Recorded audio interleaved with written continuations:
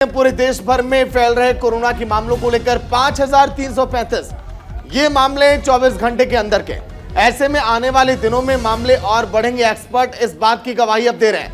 लेकिन कोरोना के मामले पिछले लगभग 200 दिनों में कहा जा रहा है कि बहुत ज्यादा दिखाई दे रहे हैं देश भर में। इसलिए हालात अब बिगड़ते जा रहे हैं। देश के कई नेता लोग भी इसकी चपेट में आ गए। कई लोगों की जानें भी जा रही हैं। देश की राजधानी में भी हालात बेहतर नहीं है। नीतू, बिल्कुल। तो देखिए, अगर कल की बात करें सागर, तो कल ही हम ये आंकड़े बता रहे थे कि 4000 से ज्यादा मामले आए हैं, लेकिन एकदम से 24 घंटे में ये बड़ा उछाल, ये एक ऐसा संकेत भी दे रहा है कि अगर हम सजग नहीं हुए तो आने वाले दिनों में स्थिति भयानक हो सकती है। पहला जब हमने कोरोना देखा और दूसरा कोरोना देखा, ये कोई नहीं भूल सकता है। लाशों के ढेर लग गए थे। इसीलिए सजग रहने की जरूरत है। प्रोटोकॉल को लेकर भी राज्य सरकार कह रही है कि एक बार फिर से प्रोटोकॉल का पालन करना बहुत जरूरी है। मास्क लगाइए अगर आप बाहर जा रहे हैं।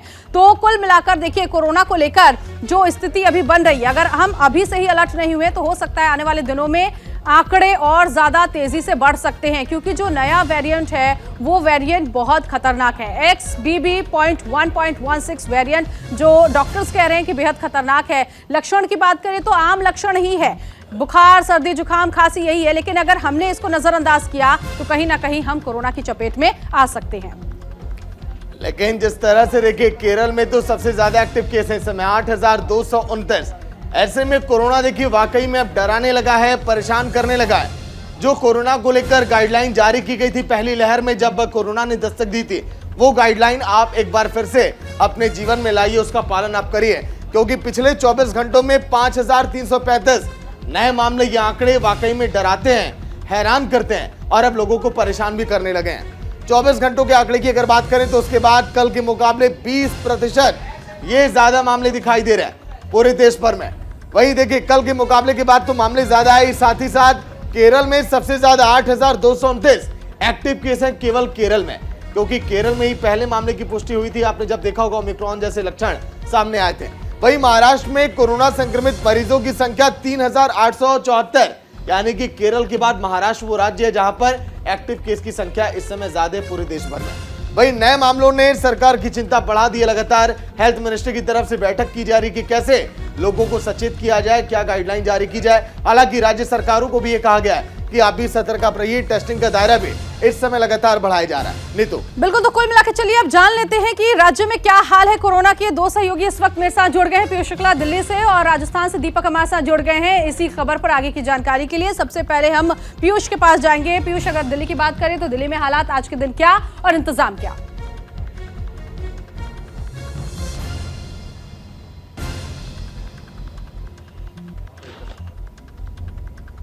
जो संख्या है वो 5,335 है। तो कुल मिलाकर 1,000 से ज्यादा केसेस का जो आंकड़ा बढ़ता जा रहा है वो आप अगर देखिए तो वो चौंकाने वाला है। और कहीं ना कहीं केसेस लगातार बढ़ते जा रहे हैं। और ऐसे में जो केंद्र सरकार है लगातार इस बात को लेकर राज्यों को सचेत कर रही है और साथ ही साथ कह रही है गाइडलाइंस जो है कोविड को लेकर, उन गाइडलाइंस का अनुपालन हो।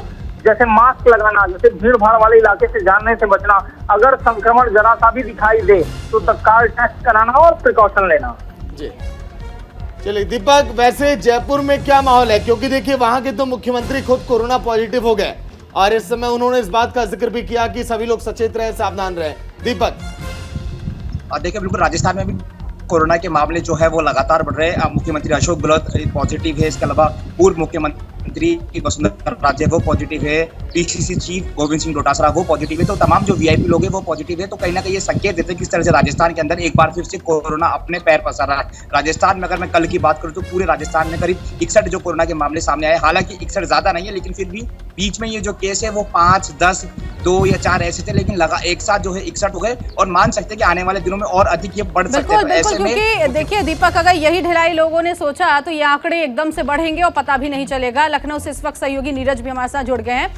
नीरज, अगर पूरे यूपी की बात करें तो हालात क्या कोरोना को लेकर और स्वास्थ्य महकमा की क्या तैयारी? जी बिल्कुल, देखिए अगर उत्तर प्रदेश की बात करें तो उत्तर प्रदेश एक बहुत बड़ा राज्य है, इसलिए कोरोना का जो खतरा है यहाँ पर सबसे ज़्यादा माना जा रहा है, क्योंकि भीड़ बहुत ज़्यादा है, जो संख्या है लोगों की वो बहुत ज़्यादा है। उत्तर प्रदेश में पिछले 24 घंटे की बात करें तो 450 से अधिक एक्टिव केस इस समय चल रहे हैं और लखनऊ में कल 24 मरीज मिले हैं 24 घंटे के अंदर, यानी कि जो संख्या है वो लगातार बढ़ रही है। इसके पहले 15 मिले थे, अब डेली वो संख्या डबल हो रही है। और उत्तर प्रदेश के एक मंत्री, उनको भी हो गया है, सूर्य प्रताप शाही, और उनकी वाइफ को कोरोना संक्रमित हुए हैं और इसके अलावा तमाम स्टाफ उनके भी कोरोना संक्रमित हुए। कुल मिलाकर कहा जाए कि कोरोना एक बार फिर से अपने पैर पसार रहा है। स्वास्थ्य विभाग को अलर्ट मोड पर रखा गया है और मुख्यमंत्री ने खुद कहा जो फ्रंटलाइन वर्कर हैं, सरकारी हॉस्पिटल हैं, प्राइवेट हॉस्पिटल हैं, इसमें लखनऊ में करीब 450 बेड को रिजर्व रख दिया गया है। लोगों से अपील की जा रही है कि वो मास्क हो या सैनिटाइजर्स हो या जो सोशल डिस्टेंसिंग है उसका पालन करें, यानी कि कोरोना किसी तरह से फैले ना, उसकी जिम्मेदारी न केवल सरकार की है बल्कि आम लोगों की भी जिम्मेदारी है कि जो भीड़ भाड़ वाली जगह है उनसे जाने को बचे, नहीं तो आने वाले समय में स्थिति बहुत ज़्यादा घातक भी हो सकती है। ये हमारी अगर लापरवाही इसी तरह रही तो, क्योंकि दूसरी लहर में हम लोगों ने देखा है कि किस तरह के हालात उत्तर प्रदेश में रहे हैं। लेकिन पीयूष, अभी जो हालात दिल्ली में बिगड़ रहे हैं लगातार, देखिए नए इस समय स्वास्थ्य मंत्री हैं, वो भी बैठक ले रहे हैं। हालात कैसे हैं दिल्ली के अस्पतालों के? वहां पर कितनी बेहतर व्यवस्था हो चुकी है? देखिए, दिल्ली में केंद्र और राज्य सरकार दोनों के हॉस्पिटल हैं और लगातार केंद्र सरकार और राज्य सरकार दिल्ली में बेड, ऑक्सीजन और जीवन रक्षक दवाएं, जीवन रक्षक प्रणाली ये सुचारू रूप से रहे, इसके लिए व्यापक तैयारी कर रही है। हॉस्पिटल को निर्देश जारी किए हैं। उसके अलावा अगर मैं बात करूं तो केंद्र सरकार की तरफ से आने वाली 10 और 11 तारीख को एक मॉक ड्रिल भी आयोजित की जा रही है। ठीक है दीपक, क्योंकि दिल्ली में देखिए स्वास्थ्य मंत्री तो बैठक कर रही हैं और गाइडलाइन भी एक तरह से कहा जा सकता है कि निर्देश के जरिए जारी की जा रही है कि लोग अपना ख्याल रखें, मास्क लगाना शुरू कर दें। लेकिन अगर बात राजस्थान की करें, जयपुर की करें, तो वहां पर स्वास्थ्य मंत्री की तरफ से क्या कोई बैठक की गई और क्या कुछ निर्देश मिला है? और देखिए, बिल्कुल मुख्यमंत्री अशोक गहलोत खुद पॉजिटिव है और वो लगातार वीडियो कॉन्फ्रेंस या टेलीफोनिक के माध्यम से स्वास्थ्य विभाग के जो अधिकारी हैं उनसे लगातार पल पल की अपडेट ले रहे हैं, उनसे निर्देश दे रहे हैं। जिस तरह से हमने दूसरी लहर में देखा था कि ऑक्सीजन की कमी से भी कई लोगों की मौतें हुई थी, तो ऑक्सीजन जो है वो अस्पतालों में पर्याप्त रूप से पहुंचा दिया गया है। जो इंजेक्शन है, जो दवाई है, वो पर्याप्त पहुंच चुकी है। तो लगातार जिस तरह से पहली और दूसरी लहर से हमने सबक लिया है, जिस तरह से ऑक्सीजन और कई सारी चीजों की कमी रही, वो पर्याप्त मात्रा में तभी सभी जो अस्पताल है वहां पर पहुंचा दिया गया है। तो ये लगातार जो है ध्यान रखा जा रहा है। स्वास्थ्य विभाग के आला अधिकारी वो लगातार बैठक ले रहे हैं। मैंने कहा बिल्कुल, देखिए दीपक, बैठक जरूरी है, मंथन जरूरी है, क्योंकि कोरोना ने फिर से अब पांव पसारने शुरू कर दिए हैं और इस चिंता की बात है पूरे देश भर के लोगों के लिए। शुक्रिया नीरज आपका, दीपक आपका, पीयूष आपका पूरी जानकारी के लिए। नीतू, तो कुल मिलाकर आज से 1 घंटे के बुलेटिन में वो तमाम खबरें हमने आप तक पहुंचाई विस्तार से, और अंदरूनी जो जानकारियां हैं वो इस बुलेटिन में सीधे न्यूज रूम से पहुंचाई है। तो चलिए आज के लिए बस इतना ही, कल फिर होगी मुलाकात। नमस्कार।